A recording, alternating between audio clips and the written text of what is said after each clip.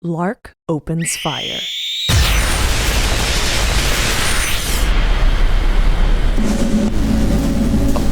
White laser beams from Lark's gun like a lightning strike in the dark. A blinding freeze frame, a hairline razor of deadly light. The air immolates from it, a 20-foot wall of just neon blue fire gouting instantly up along the beam of the laser as the fold ignites, billowing into the foggy darkness. Impossibly, supernaturally direct hit. The starboard engine of the Fold Mercible explodes. Red flames erupt, black smoke billows. The huge vessel dips violently in the air and plows into the edge of the desert promontory, crashing into the warren of spiked thorns and wild plants surrounding Lark's house, its nose hooking, hanging on the cliff's edge. Oh, did we forget to mention, guns are laser guns in Midst. They were the whole time. We just haven't seen anybody shoot them until now. That's just the way guns are here. This is a science fantasy space western, after all. You can't tell us what to do. We're not predictable. We're mad with power. And the Fold is mad with hunger. A laser is the most concentrated form of light, and the Fold has this thing about light. To the Fold, a laser is an incredibly high-octane, insanely potent source of irresistible energy. We're talking moth to a flame levels of attraction, but with lasers instead of flames, and zillions of spooky microscopic entropy generators instead of moths. The Fold dives on the laser beam. It devours it, instantaneously morphing into a stream of concentrated terrors. There's something like a sonic boom, a thunderclap of folds slamming into the space occupied by the light and consuming it with the ravening desperation of a swarm of piranhas. Speaking of a swarm of piranhas, Lark is trying to fend off the screaming swarm of piranhas that have appeared in a flurry around the muzzle of her rifle. She's batting them away with her arm. They're biting her. Ow! She yells. Spar doesn't like the look of that. Fuck! Lark sweeps the piranhas away, and they snap and gasp and flop around her on the floorboards. Could have been worse.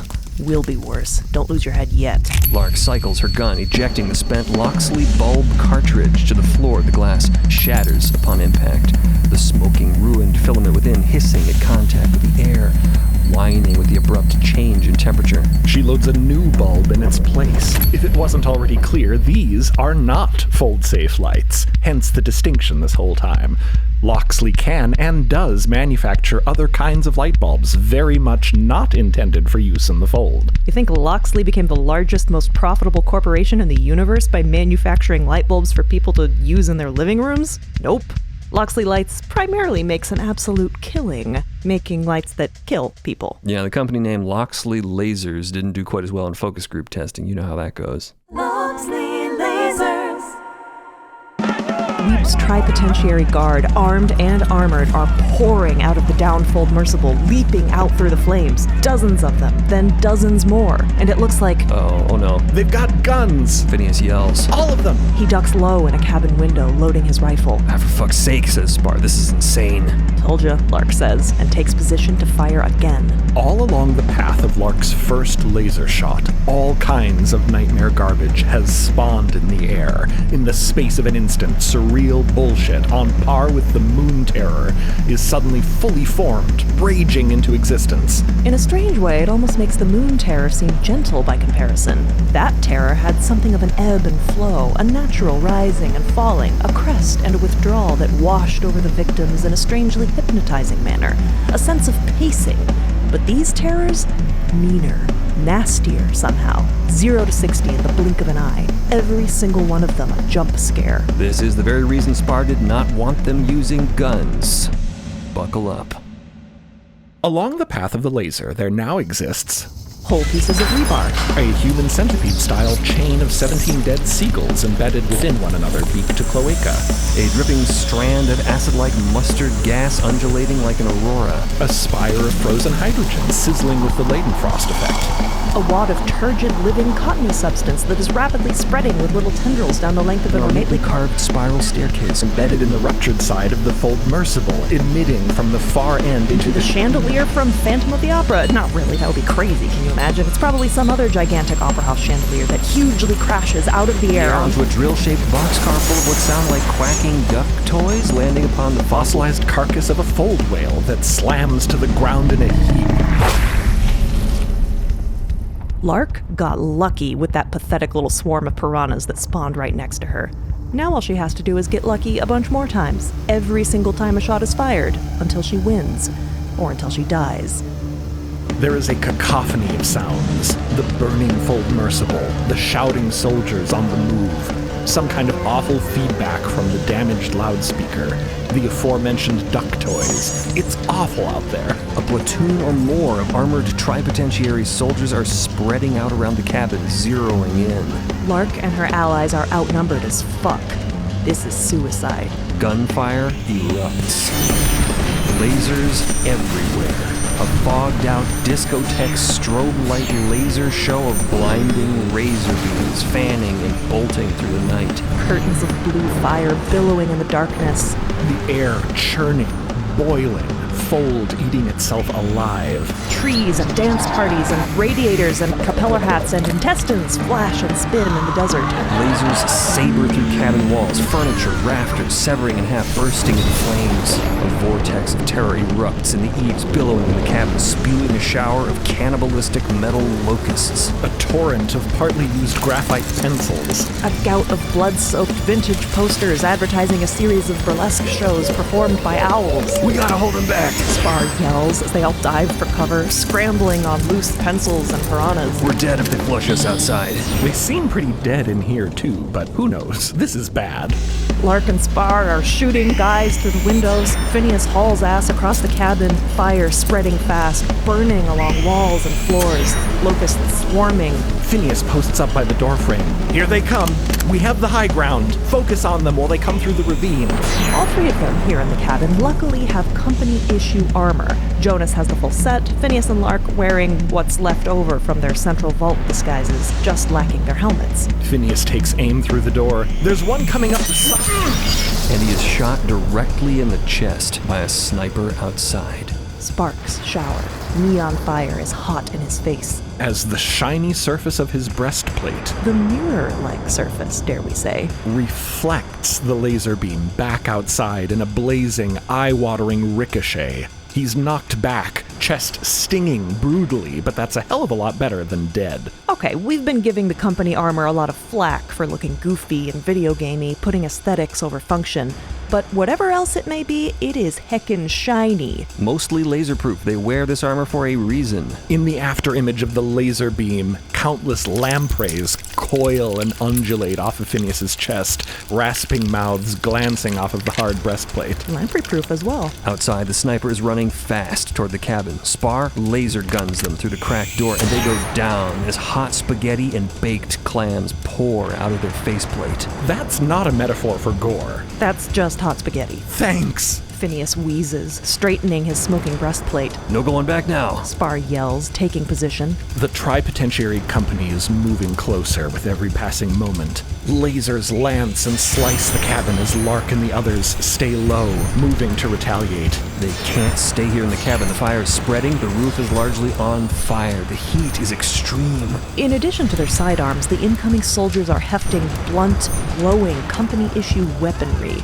Mica-laced maces, morning stars, hammers, as well as scary-looking syringes, all dripping with dark ichor. Everybody's got the weep juice. The soldiers keep coming.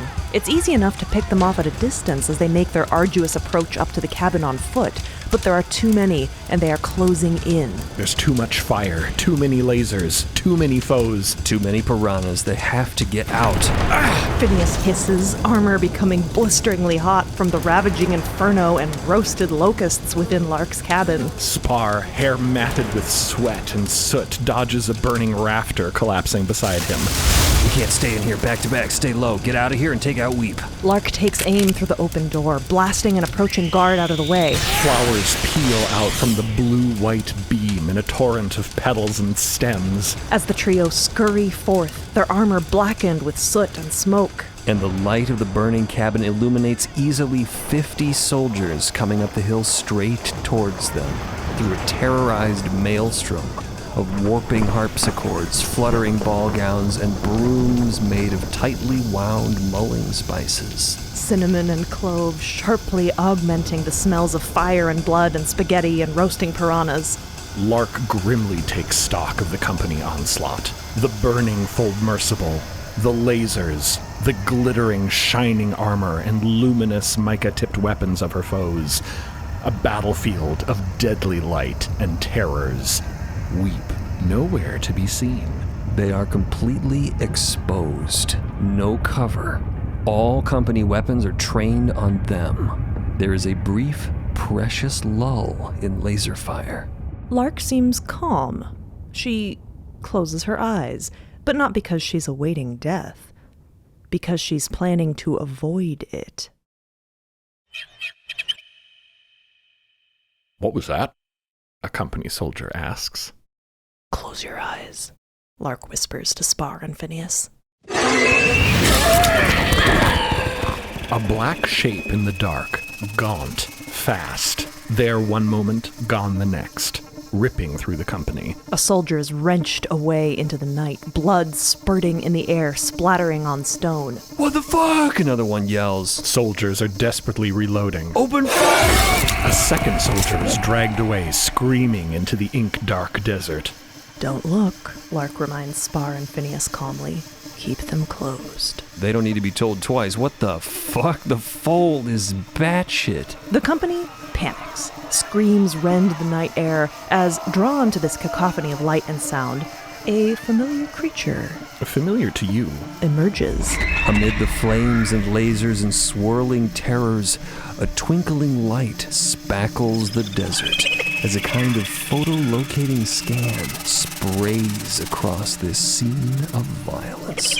And the violence gets much, much worse. Leaping effortlessly onto the promontory, backlit by the burning cabin, a blinding comes barreling in, its skin thick and full of tension, taut in a natural defensive armor. Its large morning glory-like frill spread open, numerous tiny nematocysts fanned out and sparkling.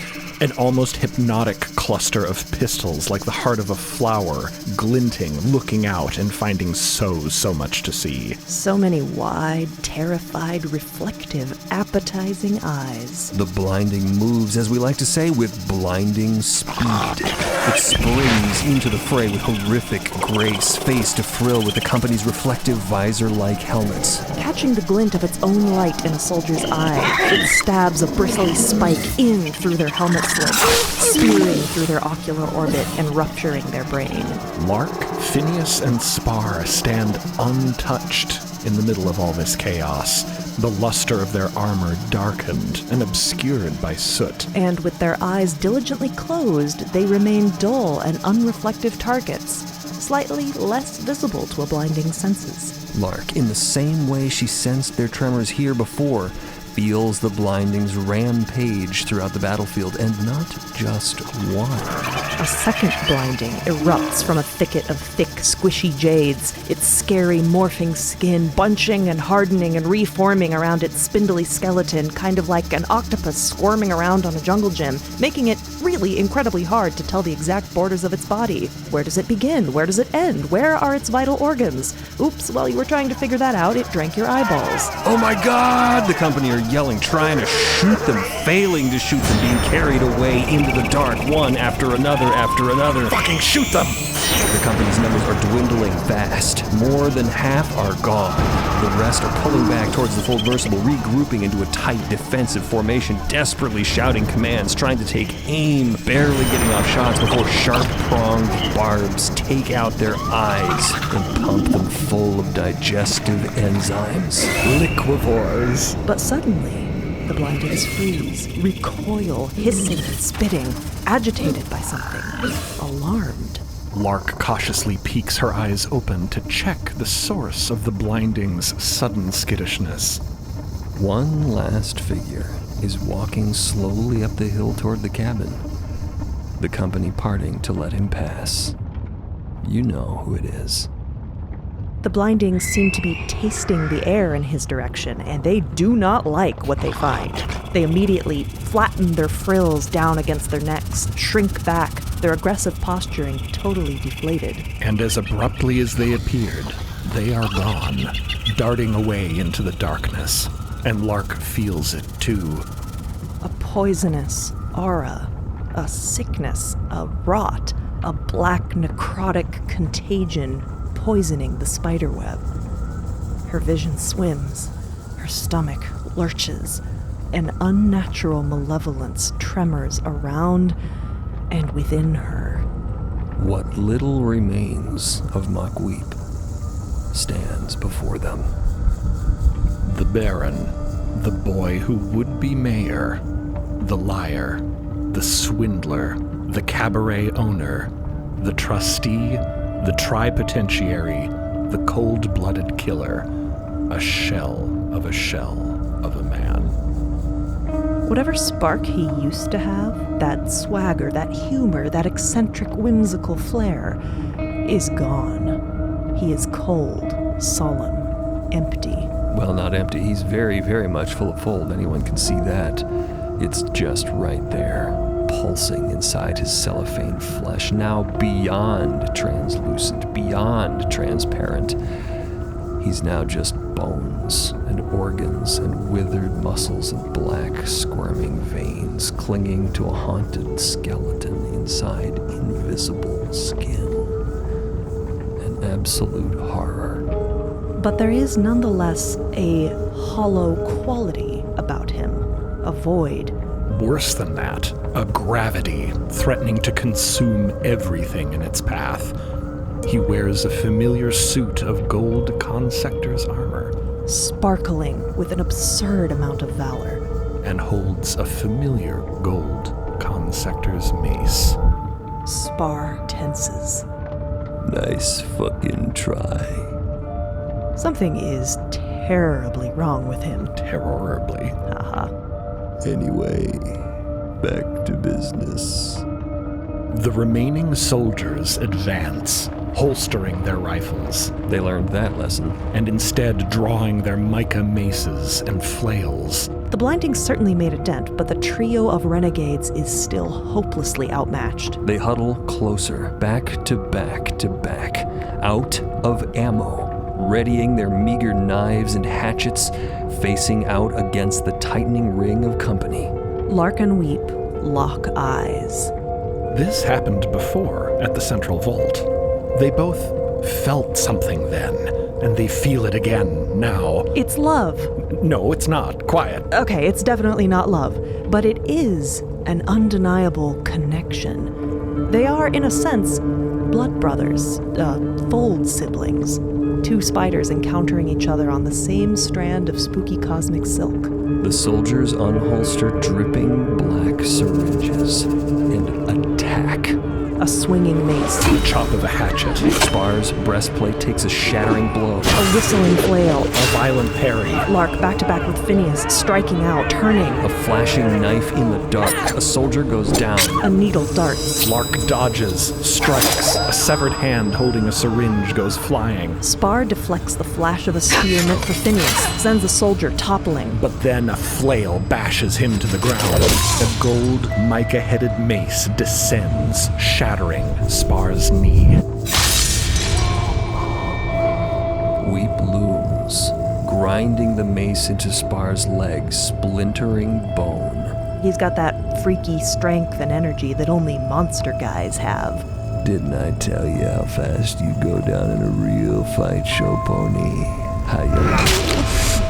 Phineas Thatch's gauntleted fist slams and breaks the see-through cheekbone of the tripotentiary's awful skull. Weep staggers back, momentarily stunned. The mace remains just where he left it, embedded upright in Spar's leg. Hang on! Phineas pants and seizes the handle of the mace. Pulling it free, Phineas swings it aloft and takes a protective stance over Spar. Two soldiers charge Phineas, who fiercely parries and riposts. A soldier goes down hard. Another swings. Phineas deflects. And then from behind him, a hot needle stabs directly into his neck.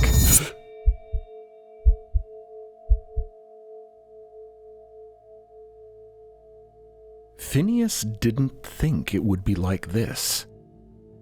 He's imagined many times the many ways this might one day happen in the line of duty, in the course of breach, but this was never one of them. He doesn't hear Jonas scream his name. His world is rapidly shrinking. Phineas feels the blood drain from his face, the ground surging up in his unfocusing vision. The one clear thing he can fixate on, a dead blue moth clinging stiffly to a rock nearby. He cannot breathe, he cannot scream, he cannot hear. He has reached his end, and the battle recedes from perception. There is only a crawling agony surging up his throat, paralyzing his chin, seizing his tongue, and tearing up toward his brain. His perception is collapsing, but his eyes manage to register something swooping down from above the moth. A hand is reaching toward him, fold black fingers appearing out of the fold black gloom. His vision swims, sizzles, each and every neural connection in incomprehensible agony.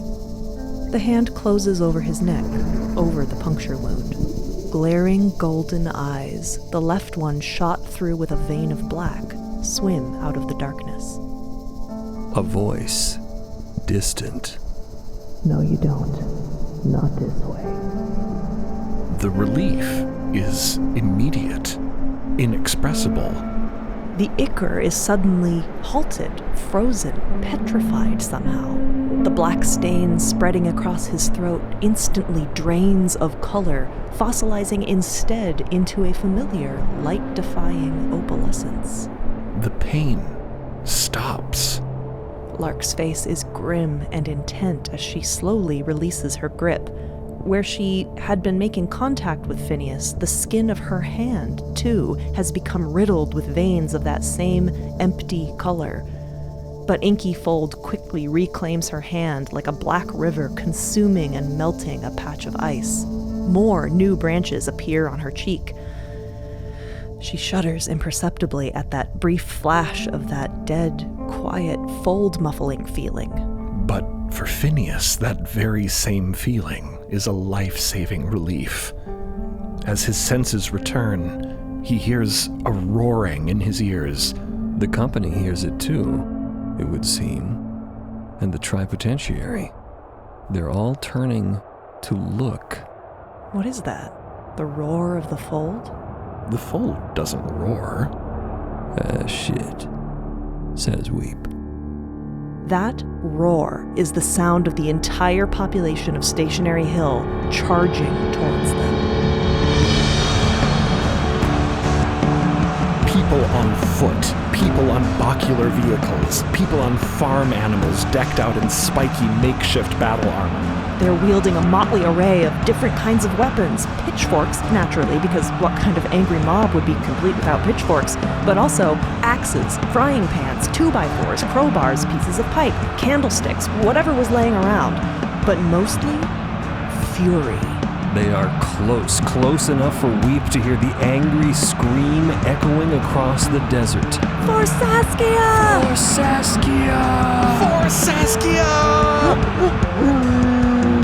Landlord bolts out of the crowd. Holy shit, we didn't even know he could go that fast. And he fucking launches straight at Weep, sinking his teeth into his forearm, bringing him down into the dirt. He falls on Weep like a wolf on a fresh carcass. Good boy, wow. Before the company's commander can yell the order to regroup, an entire personality made of frogs bowls him over.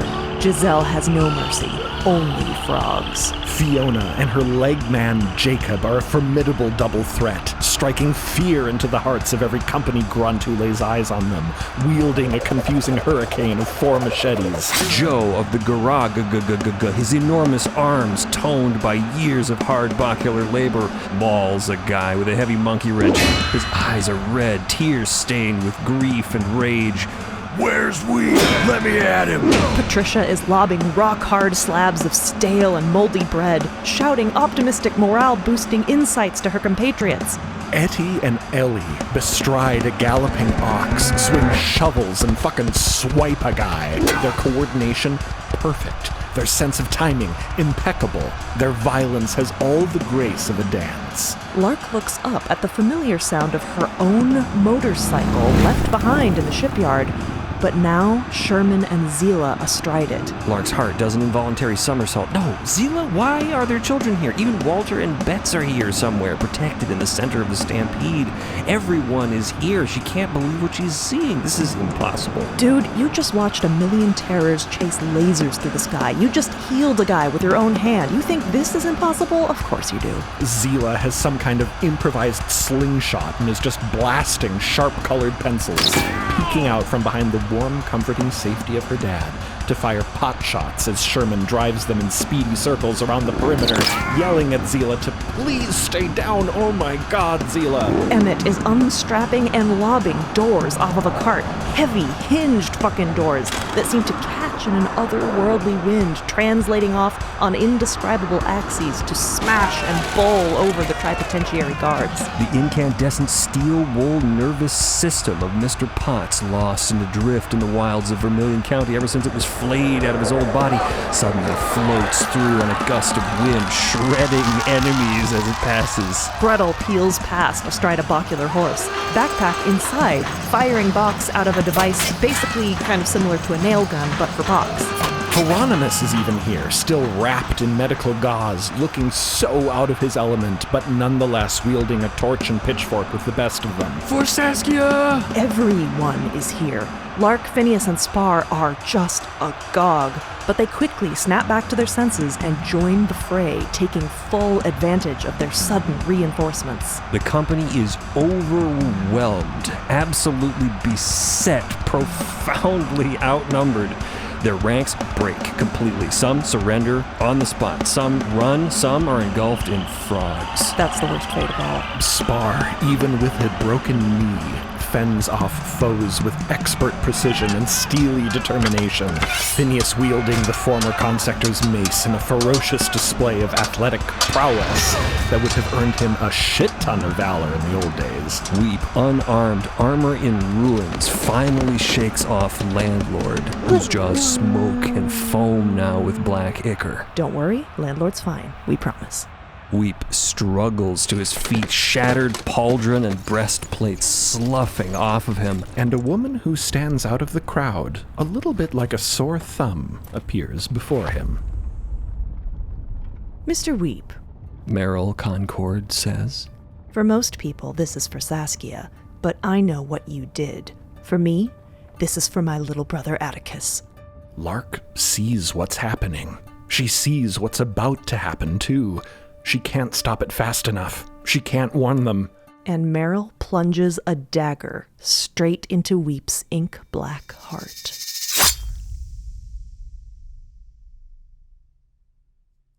Weep looks down. The dagger is buried to the hilt in his chest. He can see it clearly piercing his failing heart. Yep, that's definitely a fatal wound. He begins to smile. He begins to chuckle. He begins to laugh. Like brother, like sister.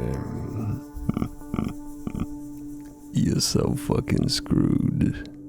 A flicker of confusion passes over Merrill's face. So long. And with that, he dies.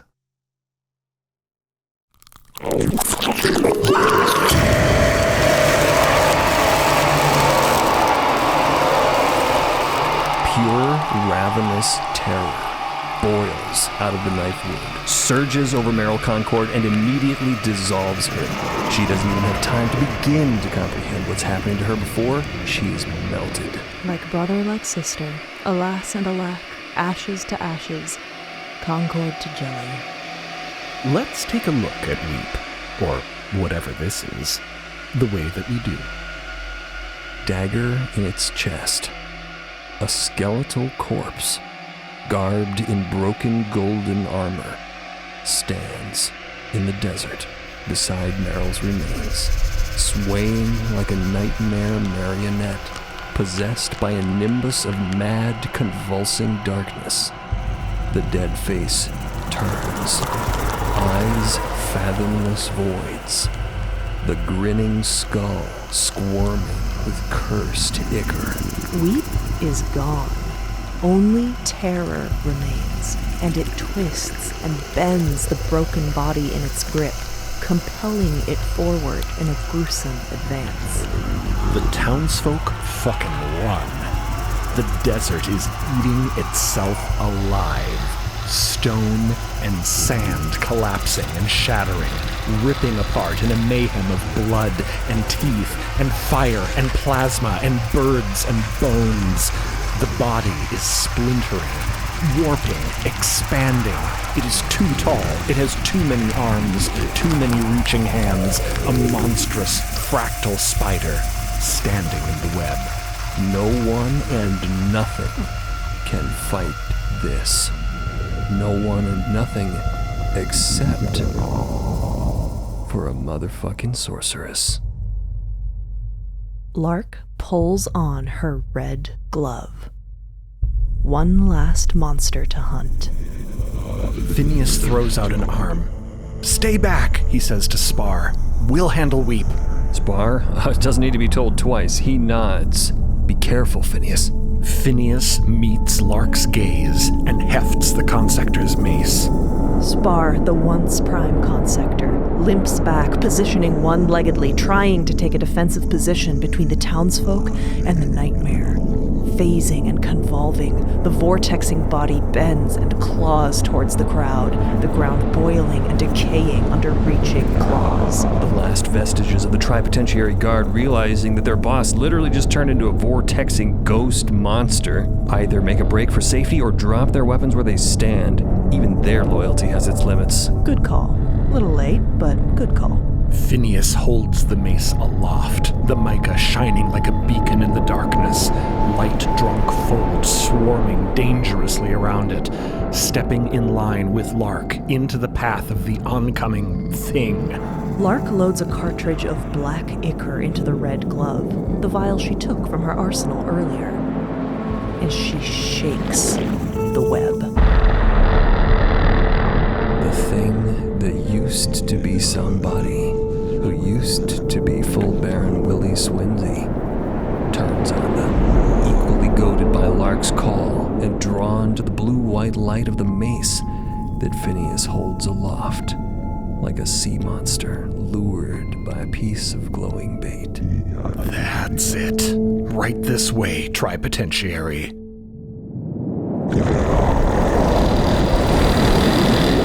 The monster phases incomprehensibly in their direction, away from Spar and the huddle of townspeople. Lark and Phineas barely have time to dive out of the way as the thing lashes at them with too many hands, too many teeth. Being in close proximity with it is hellish. It has a sickening aura that makes you feel like you're already dying, like it's already too late. It is a walking despair. The three of them, Lark, Phineas, and the terror-possessed body of somebody who once called himself Weep, face one another.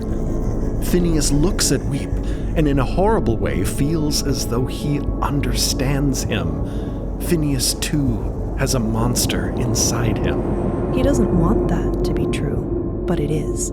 He's given into it before. He knows what it is to snap, to drown in his own shadow, to lash out at anything within reach in a desperate attempt to stay afloat. And although his instincts scream at him to run, he knows he has to do everything possible to stop this creature from hurting anyone else. Because it will. Because it's given up on finding any other way to be. With a roar, Phineas rushes forward, taking a swing at what might be a rib cage. Mica shatters bone, splinters go flying. Phineas meets Weep's rage, blow for blow. The consector's mace blazes through the monster's matter like a comet through a dark atmosphere. Void pockets of terror flesh folding in on themselves and imploding, devouring themselves, overstimulated to the point of obliteration. Phineas orbits and dodges and strikes again and again and again, whittling Weep down piece by piece, tearing white-hot, burning holes through him, using the fold's reactive nature against him. Weep's form seems more concentrated now, the vaporous cloud bank condensing around his vestigial body, protecting it from the onslaught of blows, until, with a strike, the cloud breaks, revealing a momentary glimpse of the charred skeleton at its core, collapsed with pain, like a limp puppet. Phineas looks urgently to Lark. Whatever has to happen next, it's in her hands. Her hand. She senses it too. Arm outstretched, she takes the opening that Phineas has created for her, and she dives. A black claw is intercepted by a red glove. The glove makes contact with its prey, as it has done many times before. It does as it was designed to do. A stream of paralyzing, incapacitating poison released into Weep's body. There's a brief, localized swirl of sluggishness. Fold that is considering maybe giving up and going to sleep. The glove fights against the monster, burning through its meager store of fuel faster than it has with any other quarry. Unfortunately, Weep's body is where this venom was born, and the larger mass of Weep's horrible terror vortex rushes at the glove, surging through it, and into Lark's arm. The entire left side of Lark's body erupts in pain. She feels like she's on fire. The spiderweb is ablaze with poison. She squeezes harder, feeling something like a solid form within the swarming darkness. The seams of the glove burst, the stitches unraveling, the materials fraying apart into ragged, useless shreds. Now barehanded, she keeps holding on. The Weep thing is howling, thrashing. Jerking away, recoiling from Lark's charcoal fingertips, snarling eye sockets flashing with malice. Lark feels the fold tendrils snap back like steel guitar strings, stinging, howling like a broken cord. It tries to break from her, but Phineas is there, mace glowing, keeping its attention here, on Lark, cutting off its escape. Lark can sense the fold within her, vibrating with what was once the same simmering essence as the vial within the glove. Her fingers rasp against sharp and twining currents of fold, some Weep, some her own. It hurts. She doesn't let go. The dendritic lines of fold under her skin are flowing, rippling, coursing like a river. Be still, Lark thinks, reaching for the threads of the web, knitting them, envisioning an enveloping cocoon, wreathing, wrapping, weakening, a shell, an encasement, a sarcophagus around him, to contain Weep, as once did the mothers before. Unbeknownst to her, but knownst to you. With the same disconcerting muffle, Lark feels the fold connection slip out of reach, as a sharp rime of frosty opalescence shoots up a tree branch, an arcing lance searing down her arm, through her hand, and into Weep. The ethereal form begins to scab over, crackling opalescence solidifying in frosty, broken shapes over the impossible, warping anatomy of the thing. Fighting an ebb and flow battle against the substance of the terror. Shards of broken eggshell, where it fossilizes, opalesces, the thing weakens, losing slowly some of its reality-bending incorporeality. It does not feel good for either of them. Lark calls out once more along the spiderweb's threads. Stop, she says to him. Whatever scrap of him might be left in the wretched core of this thing. Let go. Give in. She pushes harder, stilling the storm of fold within him, despite the awful, deadening feeling it gives her. Ice races up the river current, slowing it, freezing it. And there is something in there that can hear her. Just a ghost. Just a miserable flicker. And where she would expect to find rage and hostility, she is surprised to find instead exhaustion, despair, hopelessness. And what remains of Weep asks Lark a question. Can you promise me I won't come back again? And she answers him. And he believes her.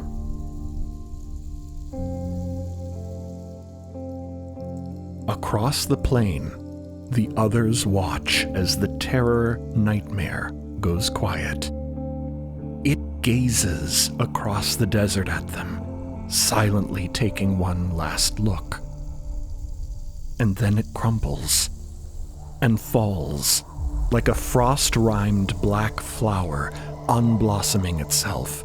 The phantasmal ripples of terror substance disappear into Lark's hand and vanish.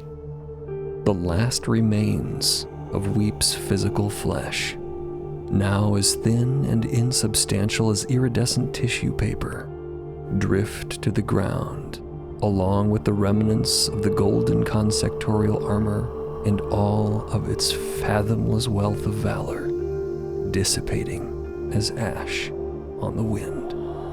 It is over. It is done.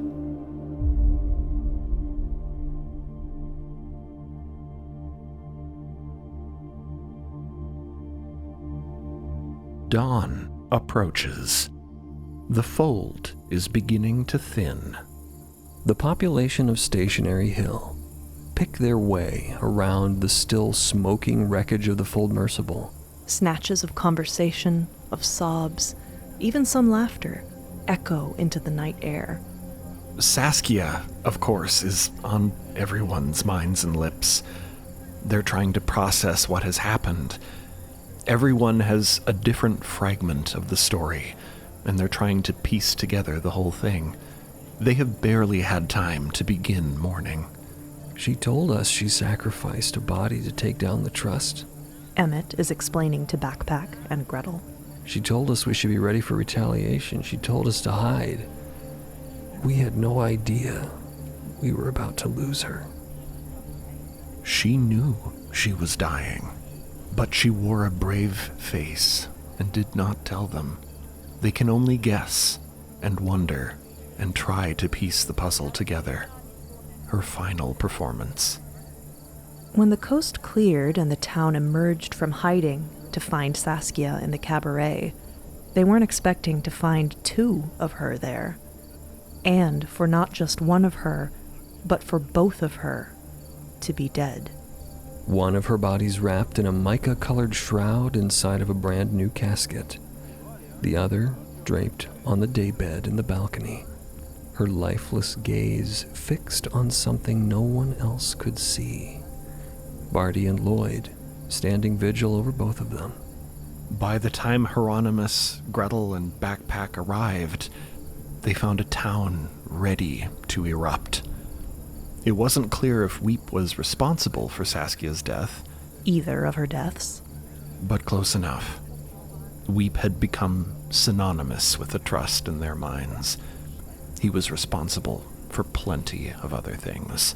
Perhaps including the strangled body of notary Imelda Goldfinch, lying there in the street beneath the abacus tree. Not that anyone cares. Eddie is sniffling into a handkerchief. She told us she'd come find us once Weep was gone. But he came, and he went, and still no Saskia. Oh, Saskia. She gave everything to protect us. Sherman and Zila are holding each other tightly, landlord nosing against Zila's hand. Zila sniffles. Saskia was a hero. Yeah. Sherman says, eyes shining. Yeah, she was. The charred remnants of Lark's cabin smoke atop the hill nearby as the Stationarians set out for home, following the winding road, the road that snakes its way in the direction of Stationary Hill. What little remains of the company has been rounded up to be dealt with later. It wasn't hard. their motivation is gone, like their trust, like their valor, like their tripotentiary. Sherman leans against the monocycle, watching the crowd, lit here and there with gently undulating lanterns along the length of the road. Patricia gratefully takes a seat in an old rusty bocular horse, her ankle sprained, but her spirit undeterred. Gretel and Backpack are deep in conversation, their thoughts already drifting back towards the highest light, and all that remains unresolved there. Joe and Emmett murmur in astonishment about how little old Merrill Concord was the one to drive a knife into Weep's heart. Giselle ribbits contemplatively. Fragments of stories everywhere, beginning, ending, splintering, and converging. Sherman sighs. You know, Zila, I've been thinking. We should try not to get involved in any more cosmic conflicts, for a while at least. I don't think I like being told what I'm allowed to do or not. I'm not a kid anymore, Dad. She's getting landlord ready for the trip back to town, buckling little safety goggles over his eyes, checking him for injuries. He's fine, but he did lose his bandana. His tail thumps on the dusty ground as he accepts this show of affection. He's back to his sleepy old self. Sherman sighs in defeat, smiling in spite of everything at his worldly 12-and-a-half-year-old. I know. You can take care of yourself. But listen, you gotta let me take care of you too, okay? You may not be a kid anymore, but you don't have to be a grown-up yet. Azila gives her dad a hug. Okay.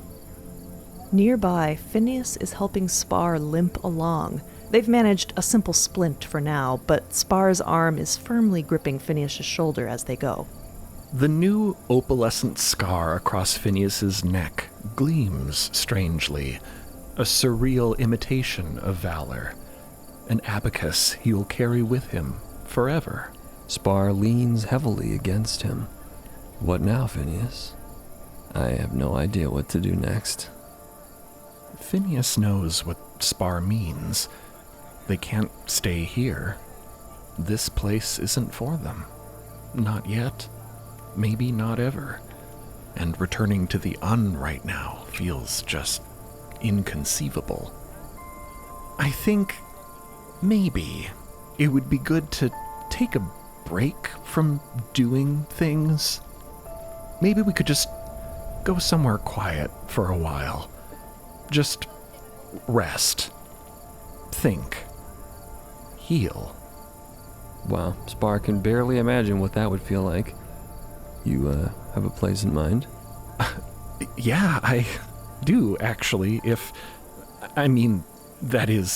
you... Phineas, whatever is next, the one thing I am sure of right now is that I'd like to go there with you. Like a final crack in a glacier. Some long-held tension deep inside of Phineas seems to release. Even after everything that's happened. This is the thing that stuns him the most. Jonas's gaze flickers over Phineas's opal-scarred neck. I lost you twice, Phineas. I'm in no hurry to lose you again. Phineas smiles, using one arm to lift and reposition Jonas. They have been keeping their distance from the Stationarians for the most part, but they are passing very close to Sherman and Zila now. Phineas still feels his old instincts clawing at him. What would be the maximally valorous thing to do in this situation? What would make him look good? And what would show everyone beyond a shadow of a doubt how deeply he repents? Apologizing feels profoundly inadequate and even selfish somehow, but not apologizing feels cowardly. He wishes someone else could make the decision, someone qualified to make the right decision, someone not him. Spar is slowing down, turning to the Guthries. Sherman, I'm glad to see you made it out of the city. And I am relieved your daughter's all right. It's good to see you back together. I'm sorry I was so useless in that regard. It took me far too long to figure out what I needed to be doing. And I'm still figuring it out. Phineas nods. We're going to be leaving Midst soon. If there's anything I can do for you, anything at all, just ask. That goes for you and Zila. Sherman makes eye contact with Phineas again. As difficult as it is, Phineas holds the gaze. Getting rid of the trust was a start. Sherman says. I acknowledge your part in protecting Midst. But I don't want favors from you. Wherever you go from here, I hope it gives you what you need. I really do. So do I, says Phineas. Goodbye, Guthrie. Sherman. Goodbye, Zila. Goodbye, Phineas, says Zila. Good luck. And with a small wave and a nod, she turns away. I'll be back in a sec, Dad. I have to go find Landlord's bandana. Across the darkened desert, Phineas's gaze alights on Lark. She has shed the company armor. She sits on a blackened stone, quiet and weary, bidding farewell to Joe, just the last of the many townsfolk who have spent the last hours expressing their gratitude to her for her uncanny protection. They seem to have gotten over the whole Lark is an infamous murderer thing, or they have at least accepted it. Of course, they still don't know she killed Fuse, and maybe they never will. Her eyes meet Phineas's now. A wordless acknowledgement passes between them. A knowing. A silence that speaks volumes. His salute to her is small, sincere. And so is hers in return, as Phineas Thatch turns away. Repositioning Spar beside him, Phineas takes a deliberate step into the future. And then another. And he and Spar slowly make their way toward an indeterminate absolution. Together.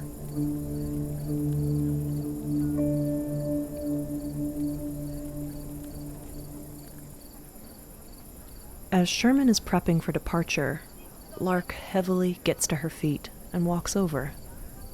Thanks for bringing her back. She gestures ahead to where the trusty motorcycle sits across the ravine. Can we say trusty? That's kind of a loaded word in this context. Take it.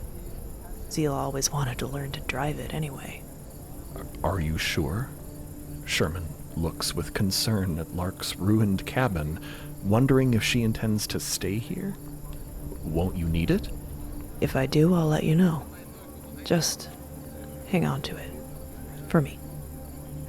There really aren't any other words. So Sherman pulls her into a hug.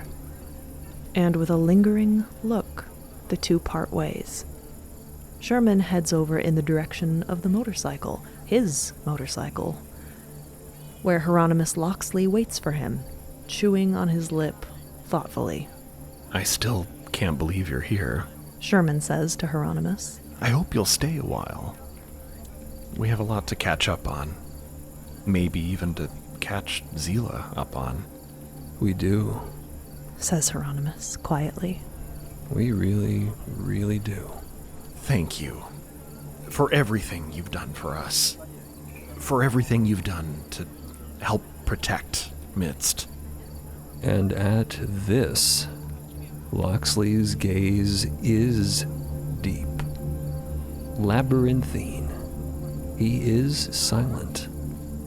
He does not know what to say, or if he will ever be able to say what truly weighs on his conscience. Sherman takes a seat on the motorcycle. Zila should be back in a minute. you can ride to town with us. Thank you, Sherman. I'd like that. Zila is standing in the desert, landlord at her side, quietly watching the fold grow thin as Lark comes over to join her. The good old boy's bandana has been found and neatly retied around his neck. Lark gives landlord's ears a rustle, and Zila peers at the woman's face. Lark looks deeply changed. One gold eye, one solid black like the grandmother's, pupil, iris, and sclera. The entire left side of her body is completely consumed in fold. The scar is actually still spreading.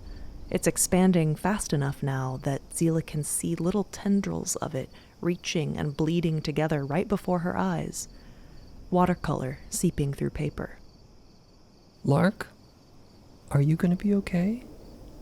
Lark just looks at the girl, reaches out, and holds Zila's hand, palm up, between them. Want to give you something. Lark places a worn leather pouch in Zila's waiting hand.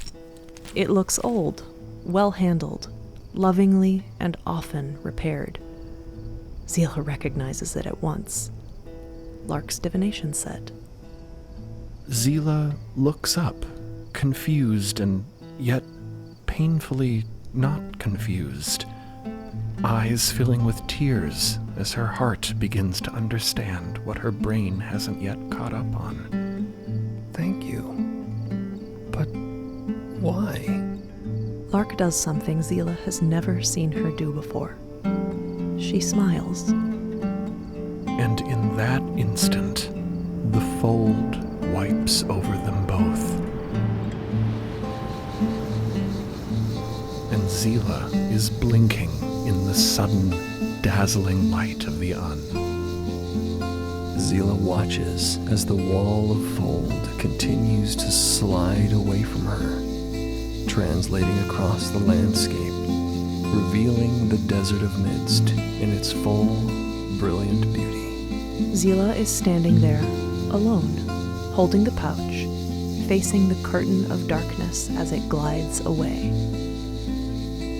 Lark is gone, the ghost of a blackened hand trailing after the fold like smoke. Zila, come along, calls Sherman, distantly. With a last glance toward the retreating fold, Zila clutches the pouch to her chest, turns, and runs to catch up with her dad, landlord trotting at her heels, heading for home. And once again, all is quiet. There is nothing this far out in the desert. And now, not even us.